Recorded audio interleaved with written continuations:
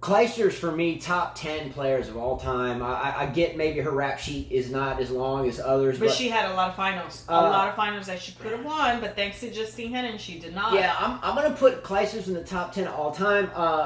Clijsters is someone that I followed, every time that she played, in a sense, for a long time. I'm still shell-shocked that or whatever match, pardon me, I don't remember the exact round, where Serena disqualified herself because she was running her mouth or something. Anyway, if that's 10 years ago, it seems like just yesterday how time flies. But I guess it is a long time ago, because the last tournament she played was in 2012 at the U.S. Open. Crazy. Man, you still look the same.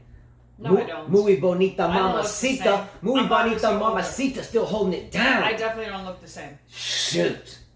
Talking about? I think you look the same now as you did then. What's going down? No, I was about 15 pounds lighter before. Woo! Ric Flair moment. Let's go. Get distracted up in here off this piece. Who are we talking about? Clijsters. So you mentioned Justine Henin. By the way, I'm not going to go on a Justine Henin rant, but she's arguably in the top 3 of all time for me, regardless of how abbreviated her career was. From the same spot. That's awesome. Great. But let's be realistic here. Kim Clijsters coming back right now, my honest thoughts. Again, I laid down the foundation that I think she is top 10 of all time. Love her. Absolutely do. Period. Was always plain Jane. She never sold herself out. She was always a soldier. You didn't see her butt and swimsuit issues. And she arguably understands that she is just a tennis player, and she always carried herself that way. Now, to reality, though. I think when you're a mother, I think we all want our children to see us play, or as a father. I love beating my son. I beat one yesterday, destroyed him. What you gonna do now? Keep working, or you gonna let my old limping self beat you? That's what I'm talking about. But we all want our children to see us do well. You still want to compete with the children's, right? Right? Right. So what better to do than to come back so you can watch your kids play? Valiant! She'll be fine. Valiant effort. Look, It's different to be a man and come out of retirement at that age and try to compete against the men. Different. Can I finish what I was going to say? No, you can't finish. See, man, she's just feisty. The women, it's right. different. There's no variety there. Very few players have variety. Okay, back to my rant in a sense. I love Kim Clijsters, okay? However, right now, besides, making it deep in a few, maybe 250s, and maybe not quite as deep in the 500 type metaphor, premieres and so forth, when we're getting into these 3rd and 4th round matches with the likes of the Pliškovas or the Osakas or the Andreescus or the Bartys or, She'll be fine against a Pliškova. I don't think so right now. I think so. I think it will take time. Pliškova's 27 years old. How old is Clijsters now? She's 37? 36. Okay, 36. So let's say it takes a couple of years to get back to the tip-top shape. She'll probably only play for a year. That's what I'm saying. So thank you for finishing my statement now that you're interjecting with that feistiness, but that's okay. Because we are on the same brainwave, I see, because she just said she would play for a year. Thank you very much. That was my next spot of tea in this. So if she's just playing for a year, and she hasn't been on tour for a while, and you've got the likes of the Osakas, the Bartys, and Andreescu who are match season and are ready, I find it. I would find it very hard to believe that. Much love to Clijsters, but I would find it very hard to believe she ever even comes near winning another major. If so, bravo. I'm not saying that she'll win another major, but I think that she could do some damage. Some damage, maybe. And she says she's been training and playing doubles and stuff, so you don't know what she's been doing. I mean, she did come as a wild card, and yes, she was much younger when she came back and won the US Open. Hey, she's got the mindset and the inclination and the desire to do it. Bravo. Tennis is something that, again, we believe you can play it for your entire life. So bravo to her for this. In reality, though, do I expect Kim Clijsters to come back and win a major? No. Do you? No. Do you? That's all I'm saying. Yeah, she come back and she'll win some, invitational type tournaments, maybe on the smaller scales. Great. That's wonderful. But what I'm saying is it's been a long does she time have an opportunity to win a major if at maximum she can play for another year or two? Maybe she defies odds and plays for another 4. But I think it would take about, maybe not 4 years, but at least 2 playing seasons. We have seen Azarenka struggle, and she can't get back to, and she's in shape. She's in better shape than when she left. Azarenka's hypothetically too skinny now compared to her old self. But she's in better shape than when she left. It's just that tennis has changed a bit, I guess. All right, 2 questions to end this, because we were thinking less than 20 minutes the whole show. Well, the next topics will be quick. 2 questions. Does Kim Clijsters ever win a major if she comes back? I don't think so. Does Victoria Azarenka look much thinner than she did at her peak before she went away and came back? Yes. All right. Part number 2. Nick Kyrgios pending suspension. While at the same time, Patrick Rafter, his countryman, who I like as a tennis player and followed him as a boy a lot. Well, I wasn't really a boy. I was a young man then. What was he like in the 91, 92, 89, 90, 91 era, something like that. Well, loved his game, serving volleyer. I was a young man then. I was playing high school tennis then. Anyway, but Patrick Rafter indicates he should be banned. Thoughts? I think this news is so old. If you guys didn't ban him before the U.S. Open, why do it now? You let him play the U.S. Open. This is old news. Let the guy just play tennis.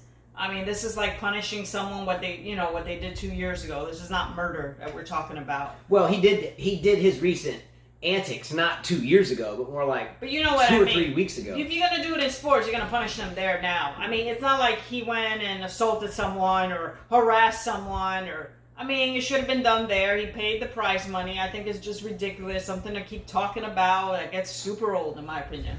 Okay, so you want an abbreviated response on that one. Okay. And I just think they should move on, and if he does it again, then suspend him right there, and that's it. Okay, so question, Carla. Should Nick Kyrgios be suspended for any amount of time next year or now into next year? No, unless he does something that's bad, then do it right there. Question number 2. Does, as Patrick Rafter has indicated, does Nick Kyrgios deserve to be banned from tennis? No, definitely not. Then you might as well ban and take away everything from John McEnroe, who's just as bad. Or Andreescu, or a lot of them. Anyway, we won't get into that. Here's my thoughts on this. He didn't go punch a guy, assaulted him by surprise and stuff. Okay, here's my response on this. The whole tirade deal that Nick Kyrgios does, in my opinion, has been fabricated by the hand that feeds him. And let me try to explain it this way. I have 5 kids. Let's use any one of them as an example. 3-year-old or the oldest at 17. You know how many times over the years they have pushed my buttons just to simply see what the response will be? In other words, people will act out and test you. Your own kids, other people at work, in the office, whatever. People will try to find out how, where your boundaries are, how far I can push you. Kids, people, whatever. Nick Kyrgios found himself a while ago.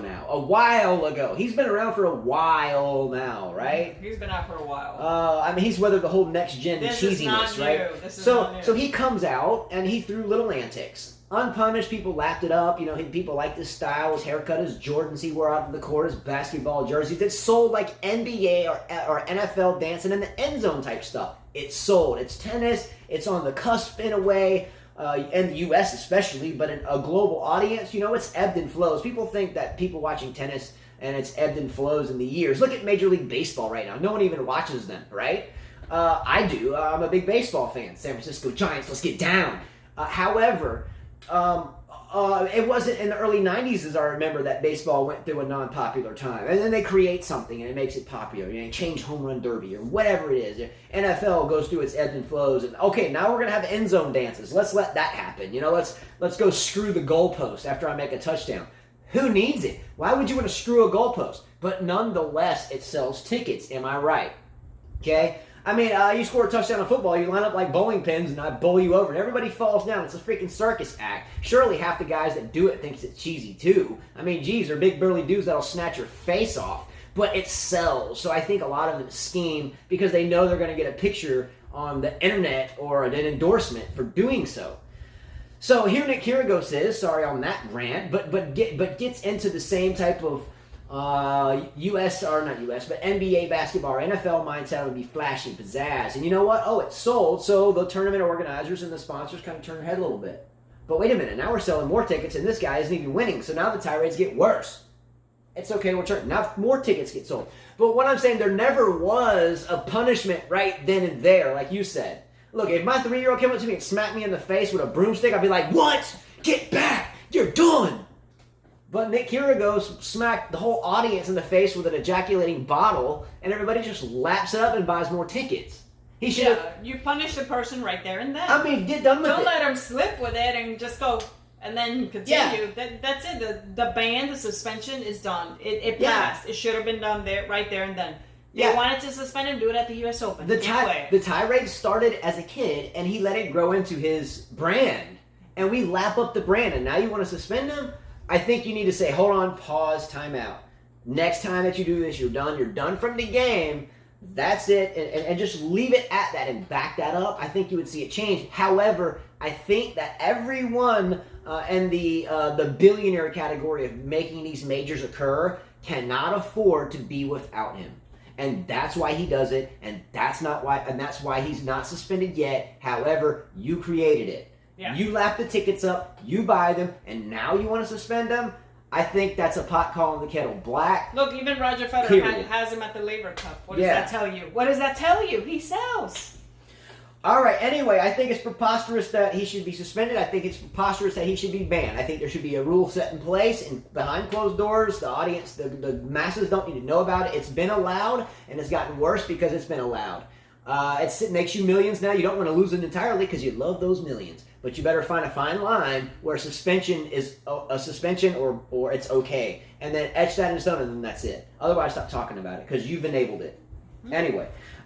Next, real quickly, my San Francisco 49ers are 2-0. What's up, B-Dog? I got a bet with him that they will or will not go 9-7. What's up? Dave Raines also, too, Cincinnati Bengals fan, bet me that the 49ers will not beat them, and they destroyed you yesterday. Let's go. All right, so Bianca Andreescu pulls out of the Pacific Open. Torrey Pan Pacific Open.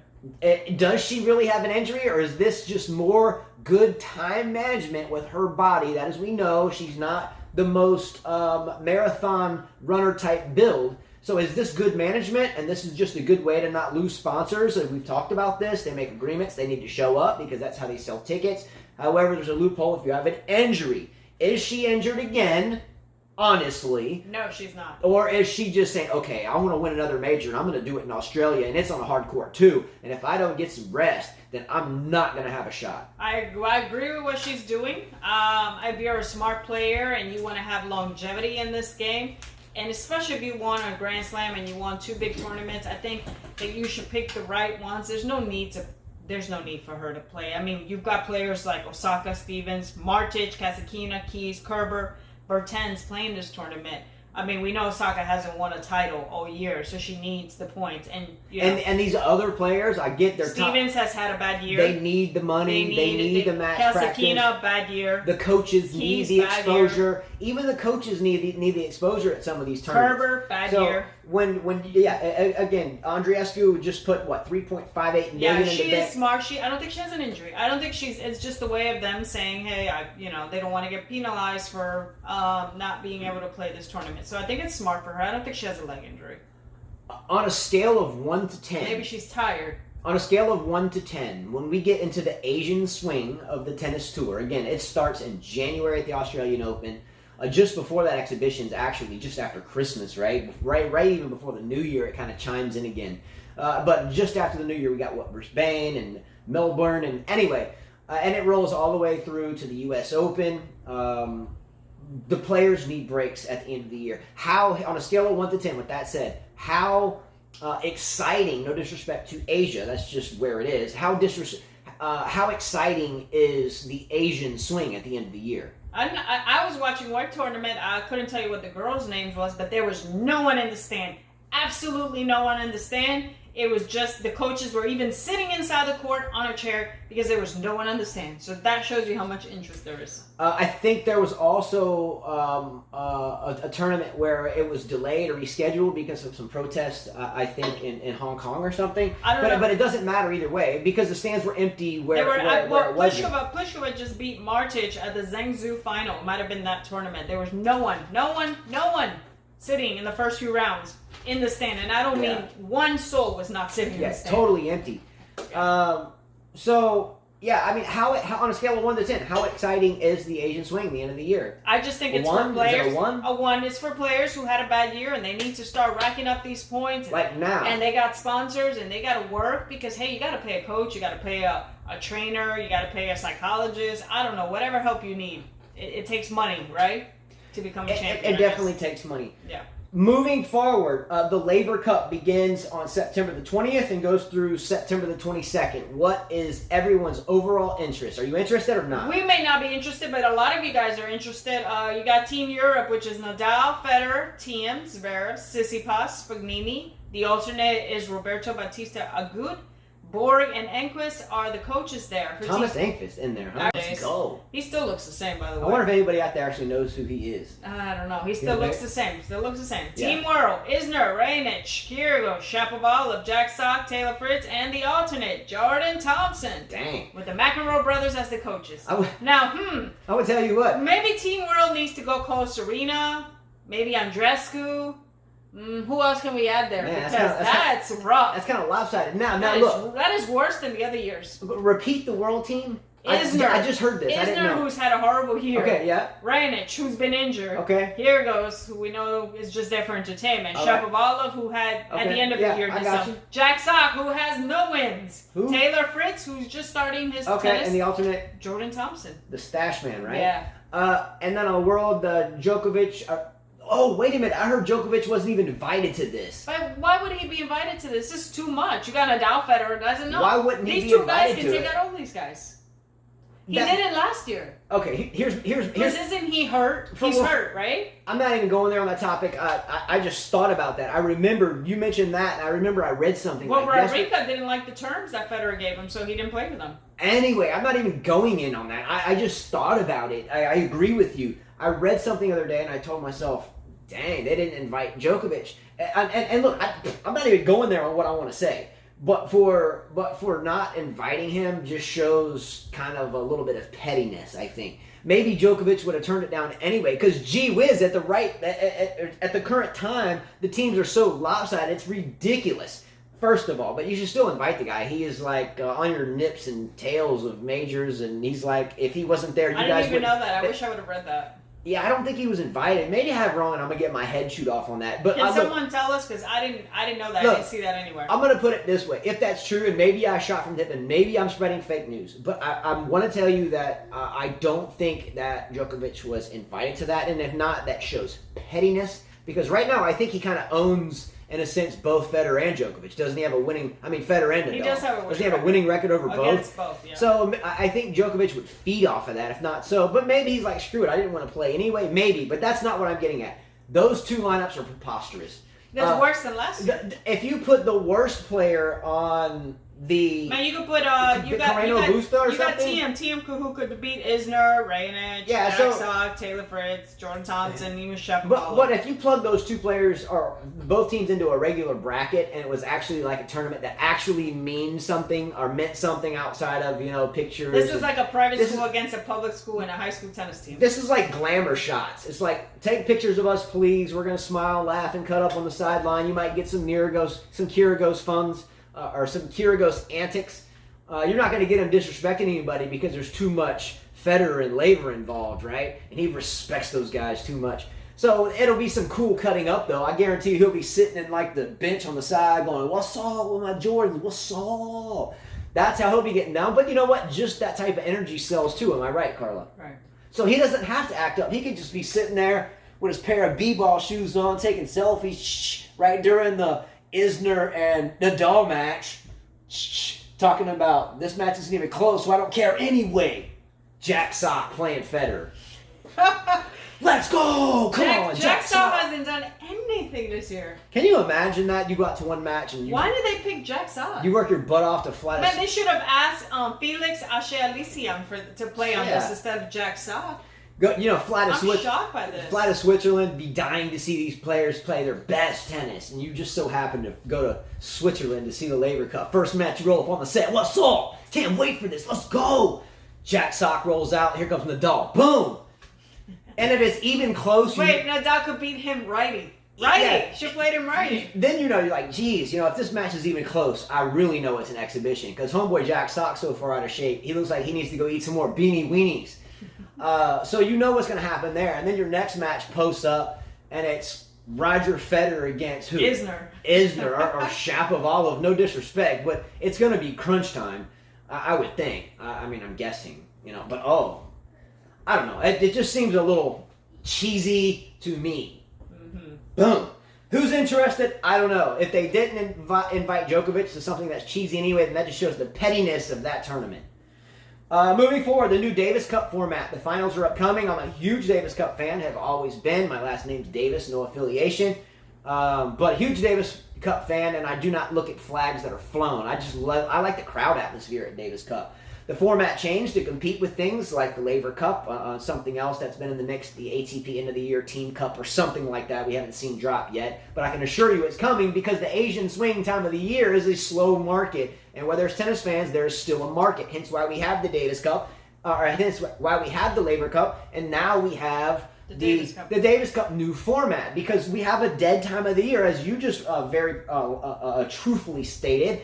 The stands are empty. Empty. Oh my God. I have never seen a tournament. I sat down next to Barbara and Bear. I was teaching Spanish after I was done. We were sitting there watching a match, and we were like, where's the people? It cost them more money to run the tournament. Well, oddly enough, a lot of the times, a lot of the same fans that would go to those tournaments and that live in even a closer travel area or radius will go to other tournaments elsewhere, much farther away in terms of plane and travel time. But I think they do it just to get out of their part of the world, in a sense. No disrespect to the part of the world, but like if we live in point A, we want to get as far away from point A as we can when we go on vacation, is what I'm getting at. I think you don't want to. I think Bear said that those type of countries. I don't know what country it was. I don't know if it was. It doesn't matter. That they're required to put those tournaments for certain reasons. I don't know. Yeah, I don't know. I'm too naive to even go there. I didn't mean it like that. I didn't want to go there. I'm just stating. If I live right here in Dolphin Island, and you want to go see, and I want to go on a vacation. And let's say I don't want to travel internationally. I want to fly to the farthest state to get me away from here is all I'm saying. And then if I do want to fly internationally, I would like to go to Greenland to get away from the madness, right?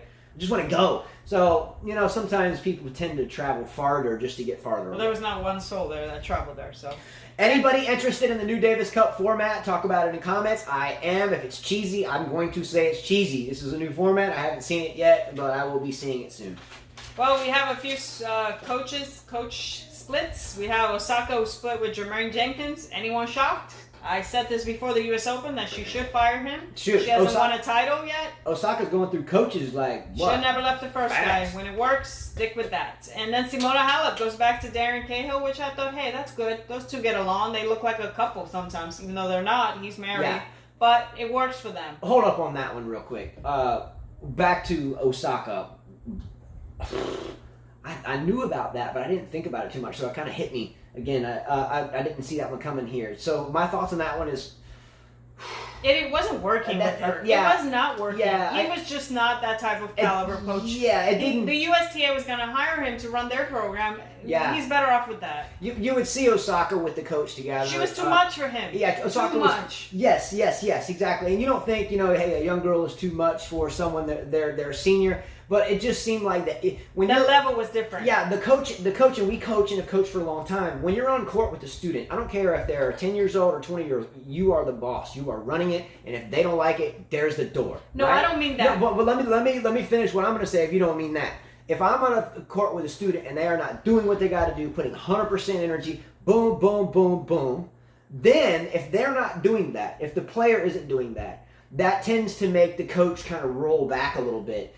If the player that you're coaching is not putting out a whole bunch of energy on the practice court, or at least right there with you, you can see it in their eyes like this, If you're not on the same brainwave in a sense, then the coach now looks like he's the one being backed off. Yes, I understand what you mean by being hurt too much. I felt like when I was watching them on the practice court, player and coach, that it seemed like Osaka was the boss in a sense. That's not what I'm talking about. And he was kind of just sitting there like... What I'm talking about is he's out of his league. There's coaches that can get you to certain levels. Yes. That was way past his level. That's what I'm saying. Meaning that she needed someone that knew more about the game, more about strategy. He knows how to maybe coach juniors, but not her. Exactly. So we described it differently, but exactly that. He just looked... That's like me going to tell Roger Federer, hey, I couldn't. He just looked intimidated in a sense. If you look at the look in his eye, no disrespect to the guy, he just looked intimidated. It looked like he was out of his league. He's out of his league. It just did. So the best of luck moving forward, and the best to Osaka in 2020. Hallett with Cahill. I always liked the energy. I like both of them together. I thought it was too defensive in terms of tactics. With Cahill, I didn't see her come to the net that much. And correct me if I'm wrong. Maybe I'm incorrect about that, and I need to get my story straight. But I think she came to the net more post Cahill and won her major, right? She did, but I think they probably it's got good back energy. It's good energy. I don't think it's the coaching. It's more that she has someone positive around her. It's good energy, right? And good energy sometimes is all you need. Right. A breath of fresh air is nice sometimes, but sometimes it's just best to stick with good energy, right? Yeah, agreed. Good positive vibes, ride the wave. Sometimes it's good to get away from that and have someone just get in your face for a little while and wake you up. And then finally you learn how to fight. And then sometimes it's good to take, now that I know how to fight, back to your positive energy and take the ability to know how to fight back to your positive energy. This is a dilemma I run into with a lot of junior students, even my own boys. I finally get to the point where they get out on the court and they want to fight, they want to win, let's go, and they're going to get into it. But sometimes if you back away from them and let them practice on their own for a while, you come out and they're kind of slouching around. Sometimes you have to have someone in your face, but sometimes someone in your face too much causes a big disaster. All right, and on to other news. Novak Djokovic will be back for the Asian tournaments. He will play Tokyo and Shanghai Masters. And Martin Del Potro returns to the indoor court, Stockholm, followed by Vienna. I think Del Potro's done. I think Djokovic could use the rest. I think so too. Djokovic should win the Australian. He should. I don't know why if his elbow or shoulder or whatever. There's no need for that. I'd take a break. Take a break. Sponsors are great, but your prize money alone, less sponsorships, is in the hundreds of millions. Take a break. Concentrate to get closer to that. Yeah. You know, don't worry about it. Yeah. You could just chill. You're good over there on your notes? I'm done. All right, so that's it, guys. Take care. Hope you enjoyed the show. A little bit different format. We will be doing a video soon. I think we had planned to do it this upcoming weekend, I think. We're going to try to do our next YTEX Strings hitting review with Pentapower Strings. So we hope to get that done this upcoming weekend. Maybe the weekend after. Depends on our oldest son, who videos, so what his schedule's like. Check out the video of our oldest son, who aims to play college tennis next year. He put his video out, the previous video to this one. Check that out. Yeah, he's been playing like, what, 4 or 5 years? Just 4 or 5 years. He was a baseball player before tennis. Carl and I were coaching club level type stuff, and we would get home, and we didn't have the time to put into him, so we started him at... Very late. What, is he 17 now? So we started him at like 12? Freshman. No, he was a freshman. 13? No, he was a freshman in high school. What age is that? I don't know. Oh, he was like 13, turning 14. Jeez, like an ACT question. No, he was still playing baseball there. So anyway, started him late, but he's developed into a solid player. So check that out. Give him a thumbs up. Subscribe to our channel, by the way. We need it. Much love to all of you. And let us know how the format is. Let's start comments below, and I'll give Carla my phone. Alrighty. Let's go. Boom. Adios. Take care. See ya.